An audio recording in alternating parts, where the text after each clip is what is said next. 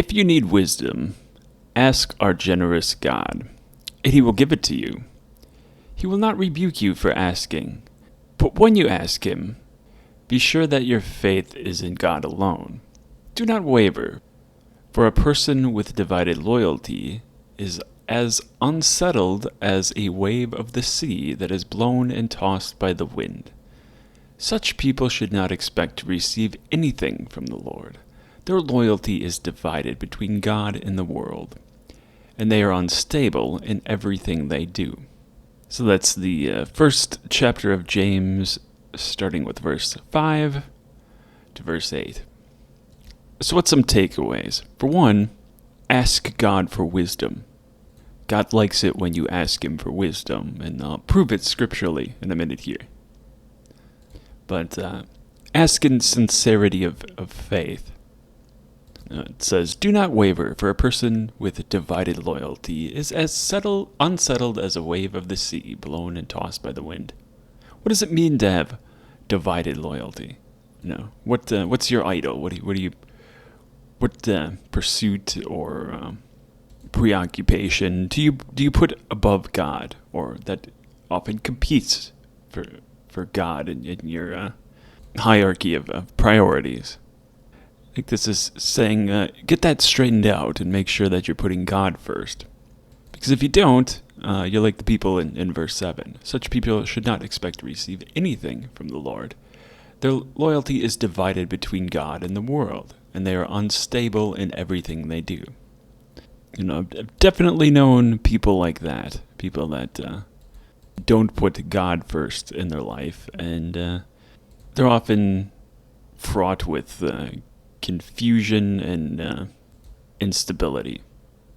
And sometimes they can hold it together for a while, but eventually, if your life is not submitted to God, eventually it will catch up to you. Now, I'm sure there's some skeptics that might hear this someday, and by skeptic I mean skeptical of God or religion or the whole enterprise.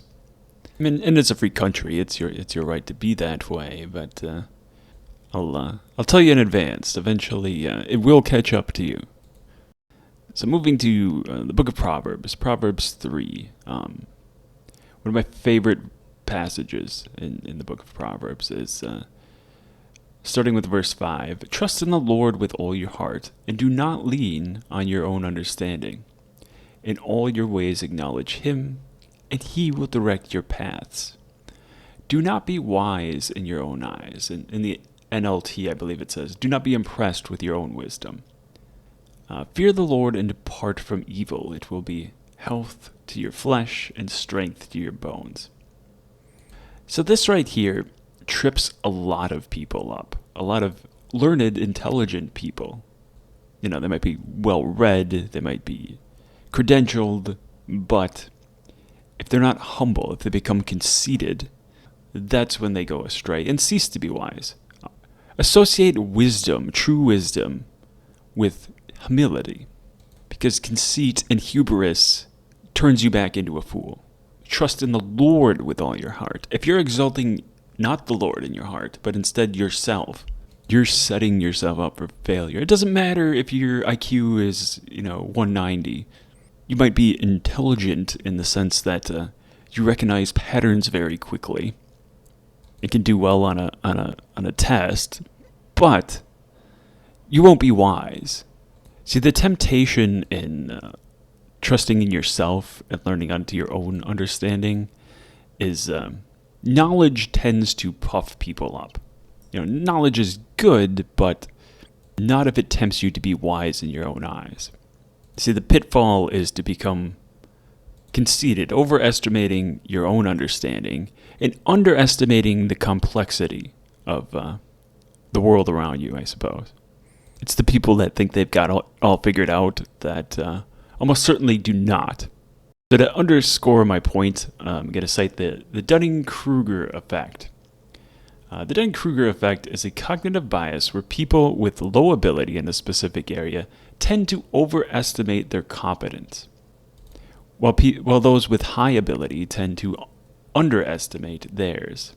Essentially, those who know the least are often most confident, and those who know the most may doubt their own expertise. This effect is rooted in a lack of self-awareness and metacognitive skills, meaning the ability to understand and assess one's own knowledge and thinking process. So if you look up the Dunning-Kruger effect, it might bring up this chart. Okay, so people, they get on one axis you have competence, on another axis you have competence. So when people get a little bit of knowledge, it tends to go to their head and they think they understand a subject. If you sit and think about it for a while, you've probably encountered people like this on various subjects. Imagine a subject that you know very well. Maybe it's your job, it's something that you deal with every day.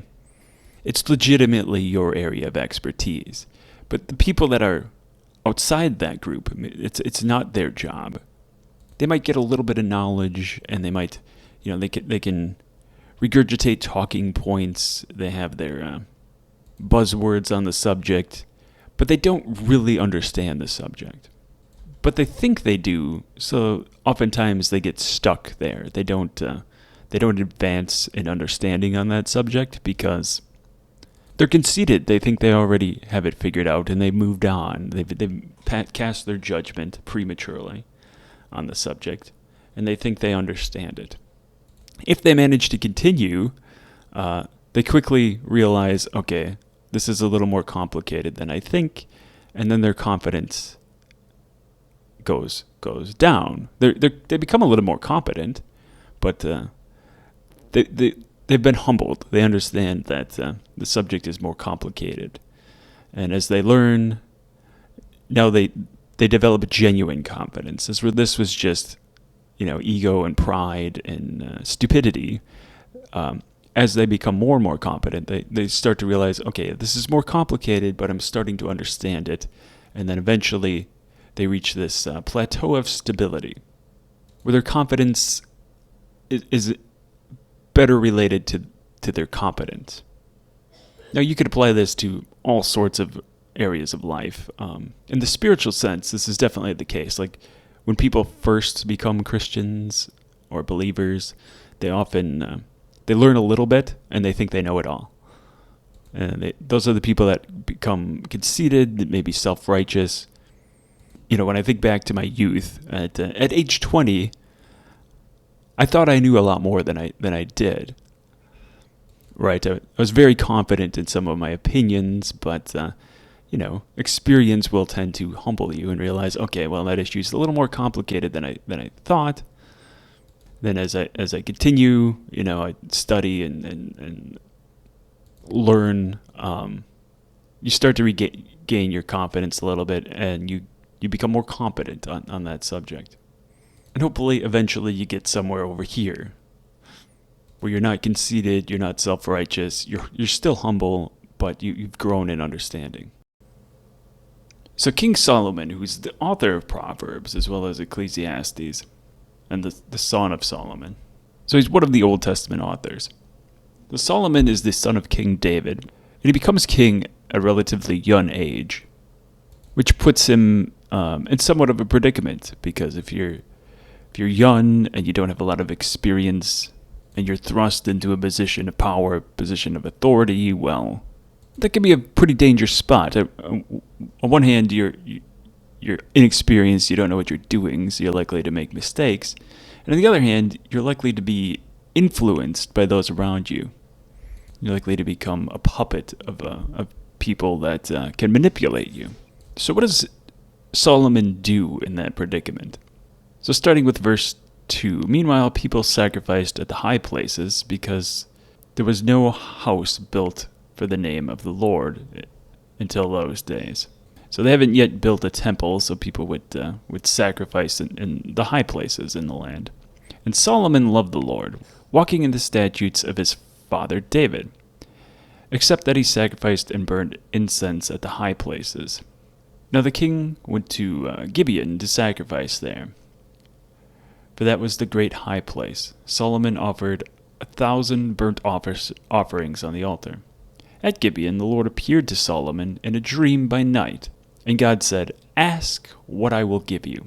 And Solomon responds, "You have shown great mercy to your servant David, my father, because he walked before you in truth, in righteousness, and in uprightness of heart with you. You have continued this great kindness for him, and you have given him a son to sit on his throne, as it is this day. Now, O Lord my God, you have made your servant king instead of my father David. But I am a little child. I do not know how to go out or come in, and your servant is in the midst of your people, whom you have chosen, a great people, too numerous to number or be counted. Therefore, give your servant an understanding heart to judge your people, that I may discern between good and evil. For who is able to judge this great people of yours?" So, to paraphrase, Solomon asks for a wise, discerning heart so that he can rule the people and judge righteously. Starting in verse 10, the speech pleased the Lord that Solomon asked this thing. Then God said to him, "Because you have asked this thing, and have not asked long life for yourself, nor have you asked riches for yourself, nor have you asked the life of your enemies, but you have asked for yourself understanding to discern justice.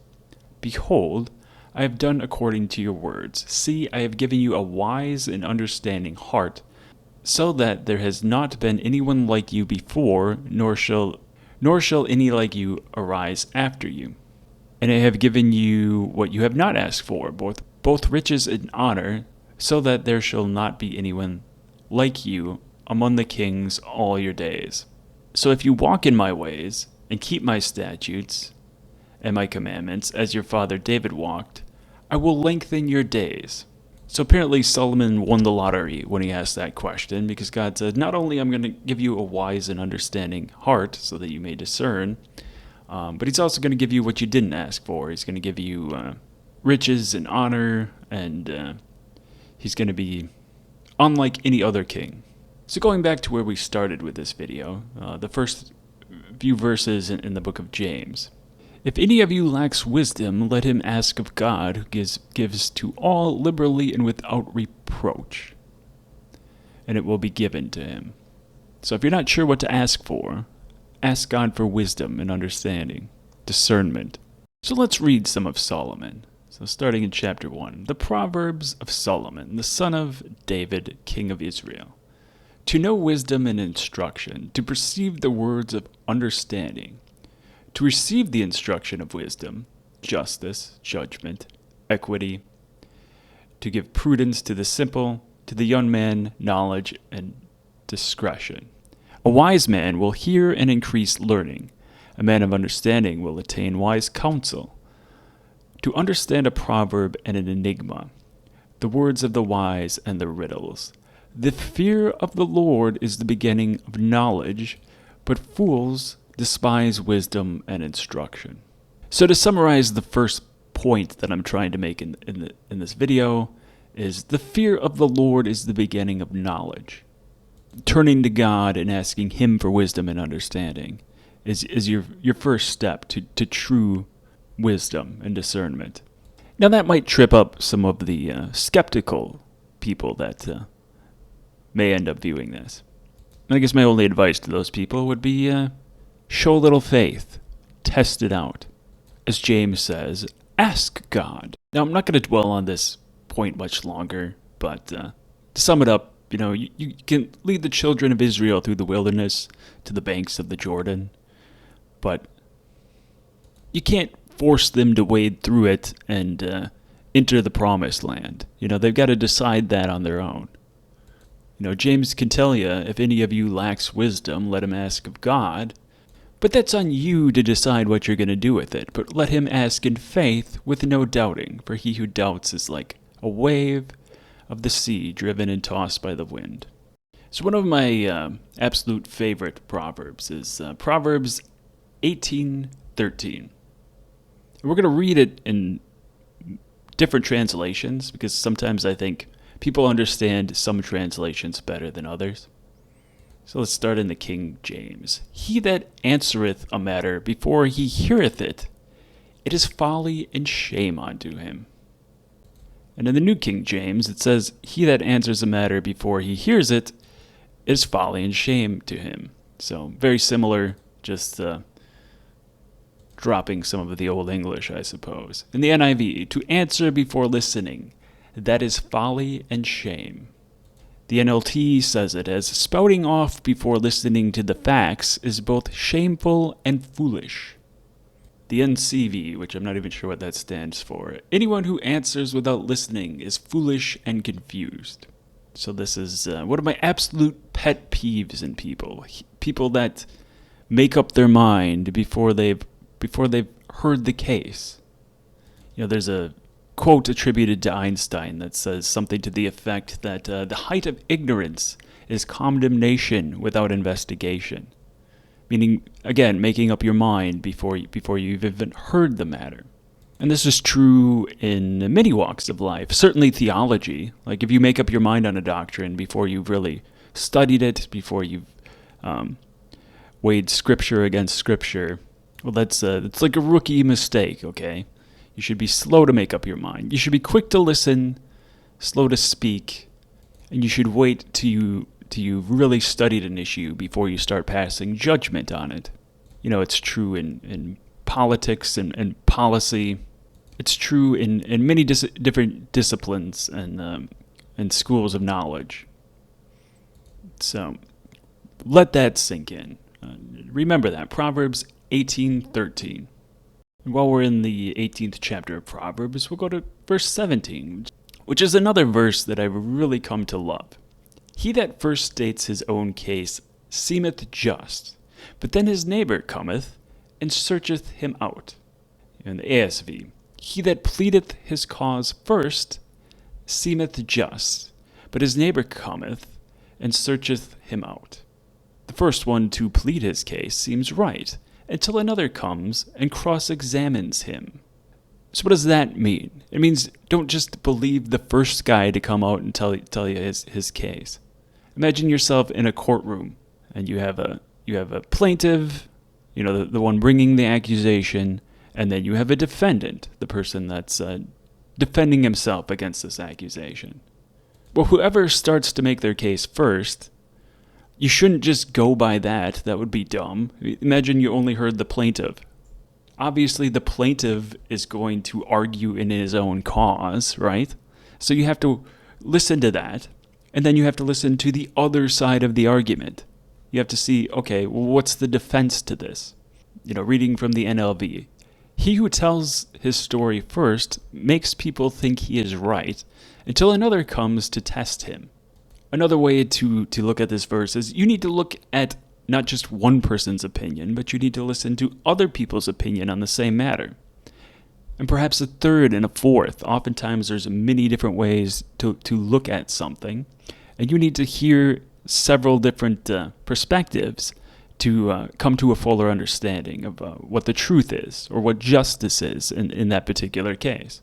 So in verse 13, we learned don't make up your mind until you've heard the matter. And in verse 17, we learn, okay, listen to all perspectives. Don't just listen to the first guy and then make up your mind. That would be foolish. Beware of the sound of one hand clapping. Which means if you hear clapping, there's probably two hands involved. So you should consider the perspective of the other hand. So to give a recent example, I recently listened to a debate between Dave Smith and Josh Hammer on the subject of Israel. Israel versus Palestine.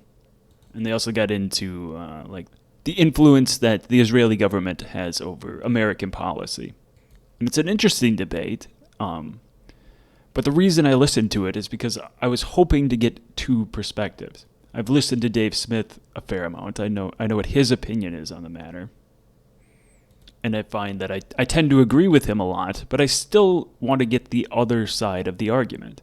So I'm willing to at least listen to what Josh Hammer has to say. Now, that said, I listened to the whole debate. I wasn't very impressed with Josh Hammer's argument. He starts out with a lot of poisoning the well, almost bad faith arguments. Rather than address specific things that Dave would say, he would play to the crowd and, appeal to what he probably perceived as the biases of the crowd. He tried to get the crowd on his side. It didn't work out too well for him. Dave seemed to get more cheers from the audience than Josh, and Josh didn't, to me, present a lot of compelling arguments. He probably made some good points, but he made a lot of terrible arguments as well, and that always makes me suspect. In my mind, like an intelligent person who's taken a side on an issue, if the facts are on their side, they're going to lead with their best argument.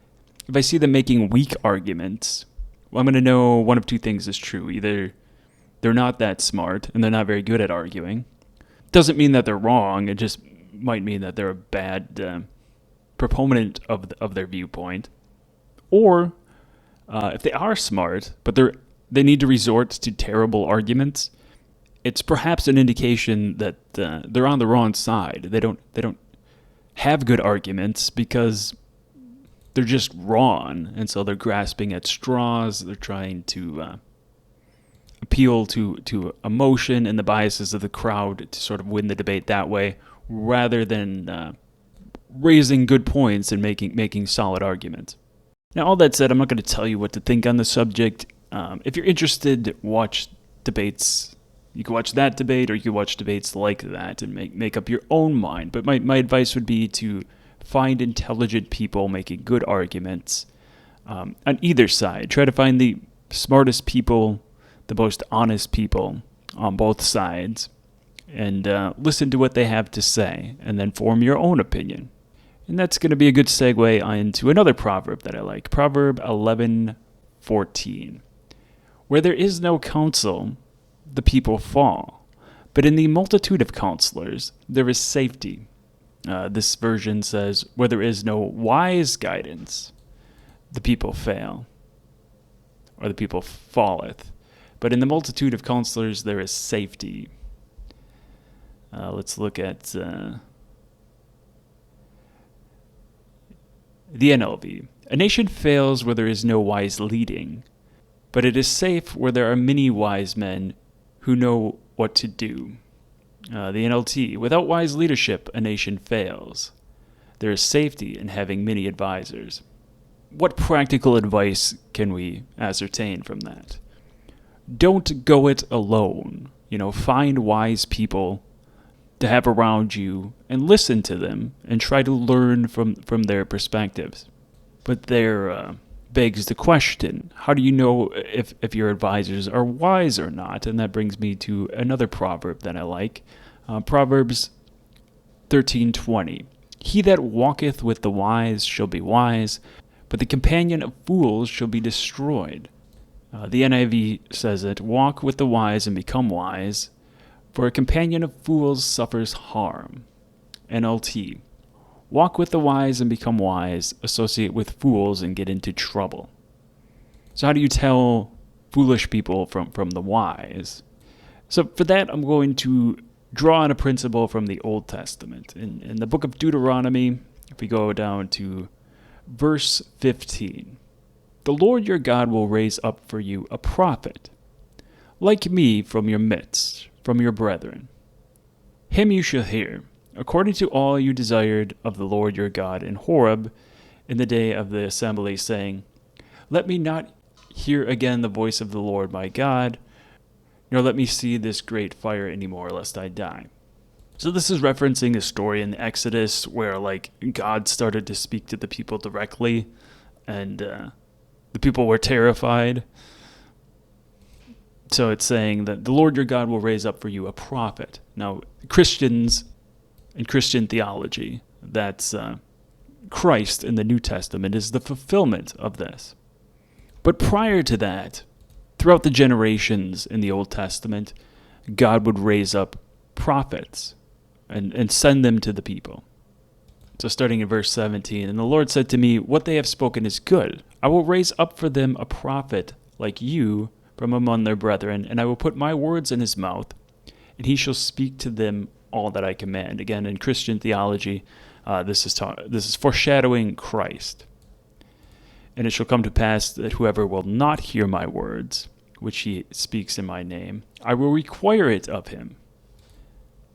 So again, in Christian theology, we're going to John chapter 12, starting with verse 44. Then Jesus cried out and said, "He who believes in me believes not in me, but in him who sent me. And he who sees me sees him who sent me. I have come as a light into the world, that whosoever believes in me shall not abide in darkness. And if anyone hears my words and does not believe, I do not judge him, for I did not come to judge the world, but to save the world. He who rejects me and does not receive my words has that which judges him. The word that I have spoken shall judge him in the last day. For I have not spoken on my own authority, but the Father who sent me gave me a commandment, what I should say and what I should speak.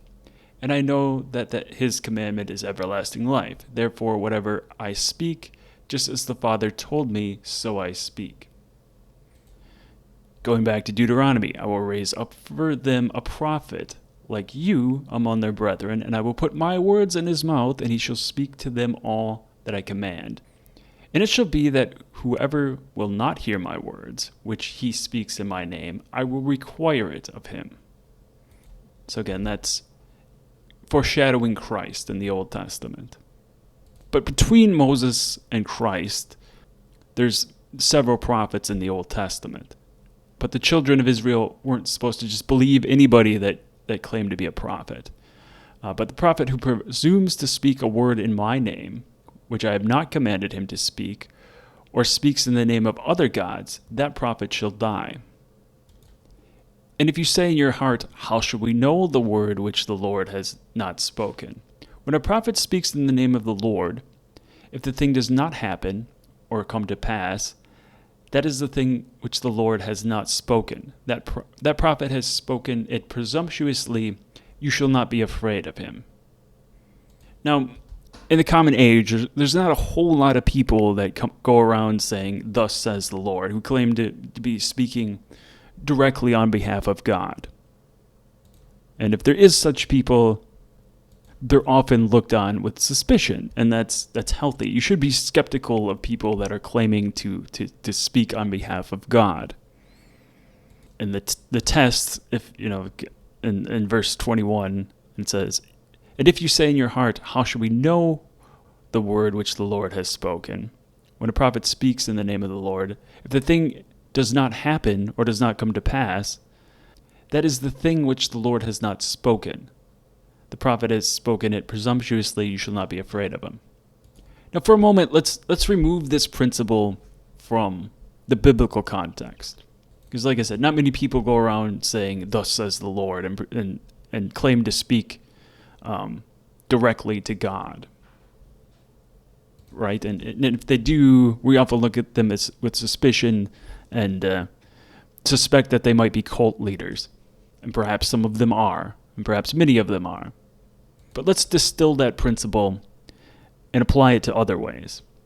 If somebody truly has an understanding of an issue, if they truly know what they're talking about, well, then there should be predictive power in their view. Think about it. If you know a subject really well and you're really close to the truth on that subject, well, then you should be able to anticipate what's going to happen next. If you're a good economist, you should be able to anticipate the effect of, say, certain economic policy, right?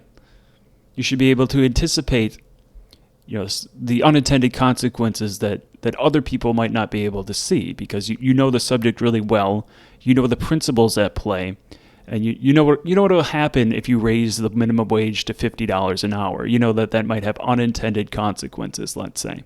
Now, times that by any other subject you might be interested in or might be relevant to the issue that you're trying to tackle.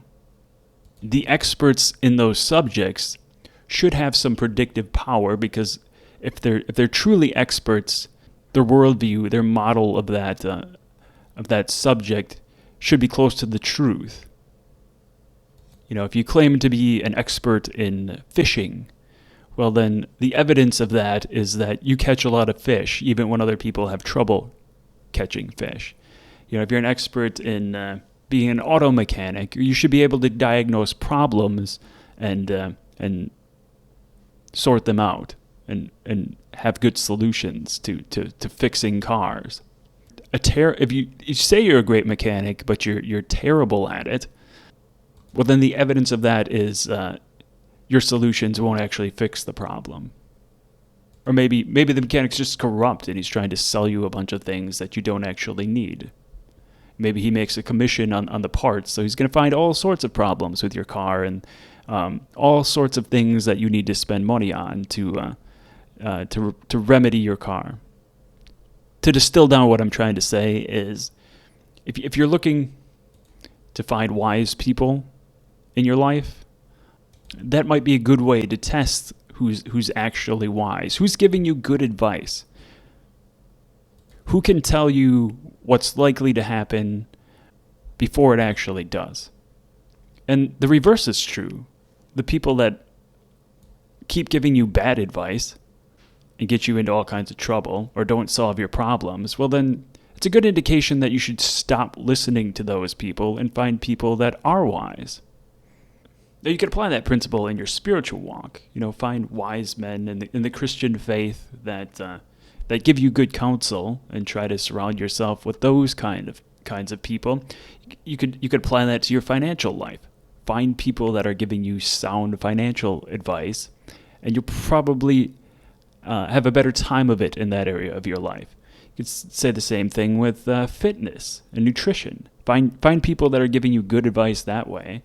Advice that actually gets you results, and listen to people like that. When it comes to the news and information, find journalists that aren't just selling you a bunch of hype, that aren't just chasing clicks and trying to get your attention with headlines, but then don't give you any substance. Find people that are actually giving you good information that truly informs you of what's going on in the world around you. So I'll end this video with a quote that I like. Discernment is not knowing the difference between right and wrong. It is knowing the difference between right and almost right. So those are some of my thoughts on the subject of discernment, but let me know yours. If you have a favorite proverb or some insight on this matter that's helped you, let me know in the comments section below.